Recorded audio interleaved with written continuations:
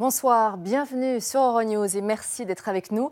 Édition spéciale ce soir consacrée aux élections européennes. Pourquoi ce scrutin est-il si important? Quels sont les changements attendus? Et les jeunes, dans tout cela, quelle est leur vision de l'Europe? Reportage et analyse dans ce journal. On regarde le sommaire. La relation entre le Royaume-Uni et l'Union européenne aura eu raison d'elle. Theresa May jette l'éponge, emportée par un Brexit impossible à mettre en œuvre. La première ministre britannique quittera ses fonctions le 7 juin prochain. Le plus grand exercice démocratique européen se poursuit après les Pays-Bas et le Royaume-Uni. On vote à Dublin et à Prague. Les élections européennes s'achèveront dimanche soir avec les premiers résultats. Et puis ils se sont mobilisés comme jamais pour le climat en Europe et dans le monde. Des jeunes à l'unisson interpellent depuis des mois leurs aînés pour sauver notre planète. Le changement climatique, un thème devenu incontournable de la campagne des Européennes. Les larmes de Theresa May, la première ministre britannique qui va quitter son poste dans 2 semaines, emportée par le casse-tête du Brexit. Une démission dans l'intérêt de son pays, dit-elle. Le récit de Stéphane Amalian. Theresa May emportée par le Brexit. La première ministre britannique, qui n'est pas parvenue à mettre en œuvre la sortie de son pays de l'Union européenne, a annoncé vendredi dans un discours plein d'émotions qu'elle allait quitter ses fonctions. Sa démission prendra effet à l'issue des commémorations du débarquement du 6 juin 1944. Il est maintenant clair pour moi qu'il est dans l'intérêt du pays qu'un nouveau Premier ministre s'occupe de trouver un compromis pour le Brexit. J'annonce donc que je démissionnerai de mon poste de chef du parti conservateur et unioniste le vendredi 7 juin, le temps qu'un successeur soit choisi. C'est et ce sera éternellement un grand regret de ne pas avoir pu mettre en application le Brexit. Mon successeur devra trouver un moyen d'honorer le résultat du référendum. Pour y parvenir, il ou elle devra trouver un consensus au Parlement, là où je n'ai pas réussi. Un tel consensus ne peut être atteint que si tous les partis sont disposés à faire des compromis. Such a consensus can only be reached if those on all sides of the debate are willing to compromise. Je quitterai très bientôt cette fonction qui fut l'honneur de ma vie. Un honneur d'avoir été la 2e femme première ministre. Certainement pas la dernière. Je quitte mes fonctions sans amertume, mais avec une gratitude immense d'avoir eu l'occasion de servir le pays que j'aime.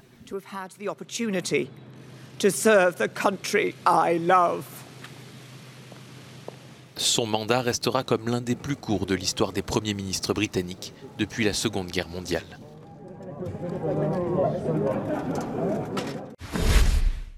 Avec moi sur ce plateau, Christophe Garage, spécialiste des questions européennes à la rédaction d'Euronews. Bonsoir Christophe. Bonsoir Christelle. On connaîtra les résultats des élections européennes dimanche soir. Quels sont les enjeux de ce scrutin ? Alors, le premier défi, c'est évidemment la lutte contre l'abstention. On sait que durant ces élections, il y a une tendance forte à ne pas aller voter. Et c'est une tendance qu'on enregistre depuis plusieurs élections maintenant. Alors, rappelez-vous, en 1990, le taux de participation était plus de 60%. Aujourd'hui, et en tout cas il y a 5 ans, on en était à moins de 43%. Donc on sent bien que la volonté des peuples de s'exprimer s'est étiolée au fil des décennies. Et toute la question est de savoir si on va stopper cette hémorragie. Rappelez-vous quand même qu'en 2014, il y avait plus de 230 millions d'électeurs qui avaient tout simplement boudé les urnes.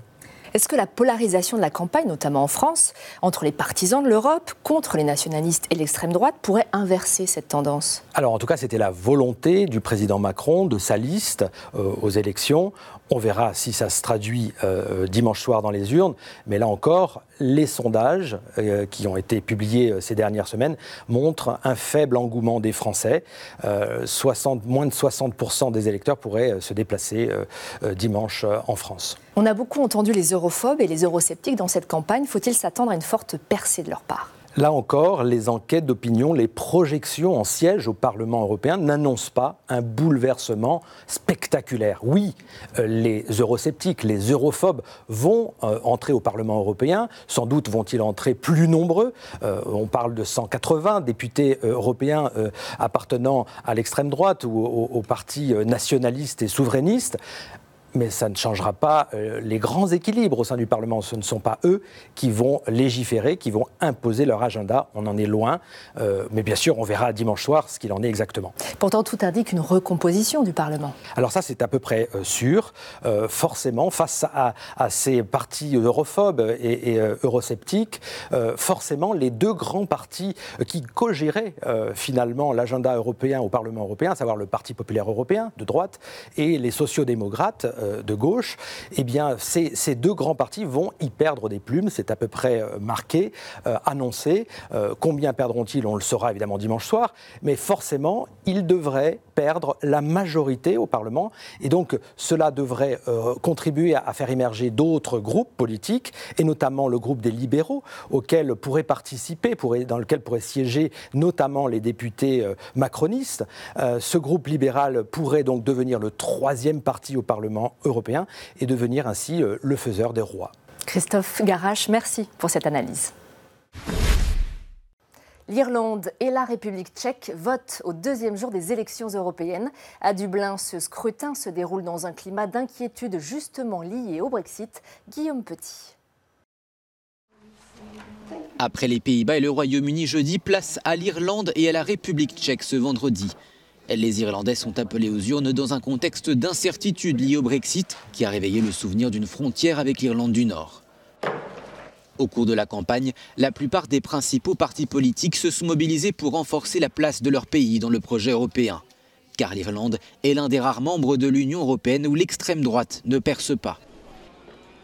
Les eurodéputés irlandais étaient jusque-là au nombre de 12 au Parlement. Avec le départ programmé des Britanniques, l'Irlande doit ainsi récupérer 2 sièges. On retrouve à présent notre correspondant à Bruxelles, Grégoire Laurie. Bonsoir Grégoire. Bonsoir Christelle. Alors pourquoi ce vote est-il si important pour la suite des institutions européennes ? Eh bien, comme au début de chaque législature, le rôle de l'hémicycle est fondamental car il annonce le début d'un grand ballet politique et diplomatique. Dans un premier temps, au mois de juillet, les députés européens vont élire le président du Parlement. Mais c'est ensuite que la mécanique institutionnelle va se mettre en place. Les parlementaires devront se prononcer un peu plus tard en juillet sur le prochain président de la Commission européenne. Ils mèneront ensuite à la rentrée des auditions sur l'ensemble du collège des commissaires. Et normalement, en octobre, les eurodéputés doivent voter l'investiture ou non de la prochaine commission. Mais derrière tout cela se cachent aussi de nombreuses tractations en coulisses. 3 hauts postes sont à pourvoir, la présidence du Conseil européen, le haut représentant de la diplomatie européenne, puis la présidence de la Banque centrale européenne. C'est donc un fragile équilibre qu'il va falloir trouver. Un de tous ces postes devra revenir à une femme. Il faudra respecter la représentation entre petits et grands États et enfin entre nouveaux et anciens pays membres. Alors avec la poussée annoncée des populistes, Grégoire, est-ce qu'on s'inquiète vraiment à Bruxelles ? Bien évidemment, cette poussée des populistes est suivie de près et elle inquiète les responsables. Toutefois, beaucoup ici relativisent et soulignent que cette progression ne va pas entraîner l'arrivée des europhobes aux postes clés de l'Union européenne. En revanche, si cette perspective se confirme, cela va redistribuer les cartes politiques au Parlement européen. Les projections annoncent un effritement des 2 principales forces dans l'hémicycle, le Parti populaire européen et les sociaux-démocrates. Ces 2 mouvements forment une coalition depuis des années et dictent la vie politique de l'Union. Or, si la progression de l'extrême droite se confirme, l'alliance traditionnelle entre gauche et droite ne serait plus en mesure d'obtenir une majorité, à savoir 376 sièges. Les 2 partis vont donc devoir chercher de nouveaux partenaires et cette ouverture pourrait coûter très cher. Il est fort à parier que les libéraux et les Verts vont réclamer soit des postes clés ou bien un changement de cap politique. Chrétiens démocrates et sociaux-démocrates doivent s'attendre à faire davantage de compromis. Grégoire, la désignation du prochain président de la Commission européenne ne s'annonce pas simple. On se dirige vers une bataille de procédure. En fait, il y a 2 logiques qui s'affrontent, 2 interprétations différentes des textes. Il y a d'un côté les chefs d'État et de gouvernement de l'Union qui estiment que c'est à eux de désigner le président de la Commission européenne. C'est aux responsables de trouver la personnalité capable de faire consensus entre les États membres et qui puisse rassembler une majorité au Parlement conforme aux résultats des élections. Et puis, il y a la logique du Spitzenkandidat, comme on dit dans le jargon européen, autrement dit, le principe des têtes de liste. C'est l'approche défendue par les députés. L'idée est que le prochain président de la Commission soit nécessairement une des têtes de liste aux européennes. En fait, les parlementaires ne veulent pas d'un candidat sorti du chapeau par les dirigeants européens. Ce mode de désignation des têtes de liste a été employé en 2014, mais la procédure semble avoir du plomb dans l'aile. Il y a 5 ans, la chancelière allemande et le Premier ministre néerlandais avaient tenté de court-circuiter ce système, sans succès. Cette année, ces mêmes responsables pourraient compter sur le soutien du président français, qui est lui aussi très réservé sur cette procédure. C'est donc une bataille politique et de procédure qui s'annonce. Merci Grégoire. Merci Christelle. Quand on demande aux plus jeunes ce qu'ils attendent de l'Europe ou ce qu'ils feraient s'ils avaient un pouvoir de décision, ils ont déjà des idées très précises et bien ancrées dans le réel. Les jeunes et l'Europe, c'est un sujet de Sandrine Delors. L'Union européenne, c'est quoi? Un drapeau, un hymne, 28, bientôt peut-être 27 États membres, des lois adoptées par des personnages souvent grisonnants, 2 hémicycles, des débats, des décisions, des votes pour ou contre. À l'aune des élections européennes, 3 questions ont été posées à de jeunes citoyens européens, de futurs électeurs, en France et en Espagne. Écoutez les réponses de Julien, Clémentine, Ruben ou encore Laura, c'est instructif. Quand on me dit Union européenne, moi je pense que c'est un symbole de la liberté. Je pense à un territoire où il n'y a pas de frontières et du coup on peut circuler librement. Je pense à la réunion de plusieurs pays qui ont des différents modes de vie.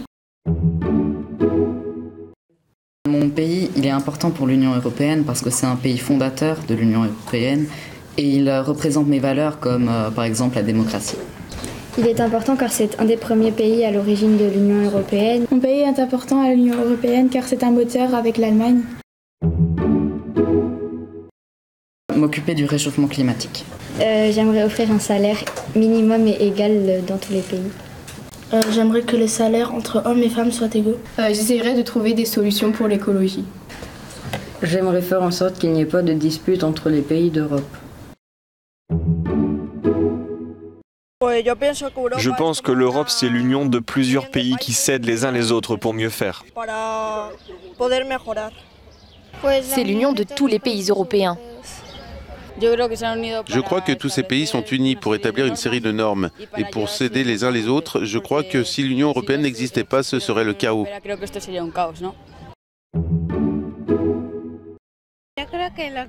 Je crois que ce que l'Espagne donne à l'Union européenne, c'est le soleil, la nourriture et la culture. Je crois que l'Espagne apporte une importante contribution économique à l'Union européenne. Et je pense que l'Espagne, à cause du Brexit, va devenir l'un des principaux pays de l'Union européenne et contribuera à son développement.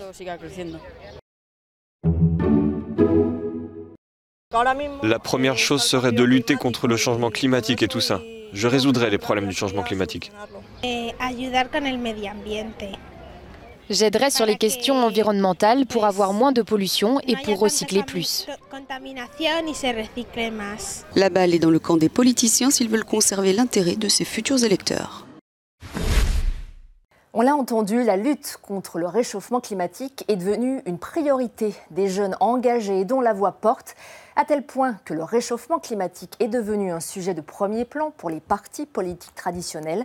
En plein vote, les jeunes veulent peser et sont encore descendus dans la rue aujourd'hui. Regardez. Des marches pour le climat un peu partout dans le monde, de Sydney à Paris en passant par Bruxelles et Rome. Ce vendredi, par milliers, par dizaines de milliers, des jeunes sont descendus dans les rues pour interpeller les dirigeants sur la nécessité de prendre des engagements fermes dans la lutte contre le réchauffement climatique.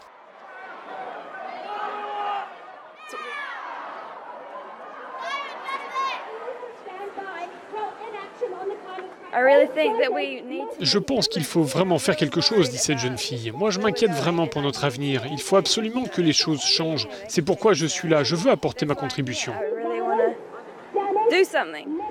Cette marche s'inscrit dans le cadre de la mobilisation initiée par la jeune Greta Thunberg. Cette militante suédoise participait d'ailleurs à un rassemblement à Stockholm.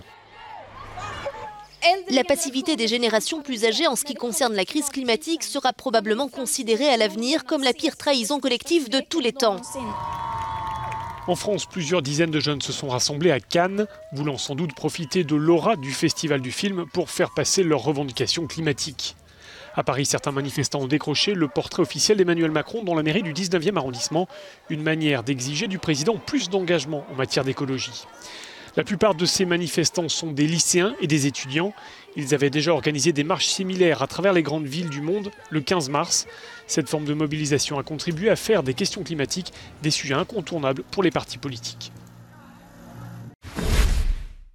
C'est la fin de cette édition. Merci de l'avoir suivi. Retrouvez-nous dimanche soir pour une grande soirée électorale. Résultats, réactions et analyses avec Julien Pavie, Sandrine Delorme, Olivier Péguy et Christophe Garache. Bonne soirée et à lundi.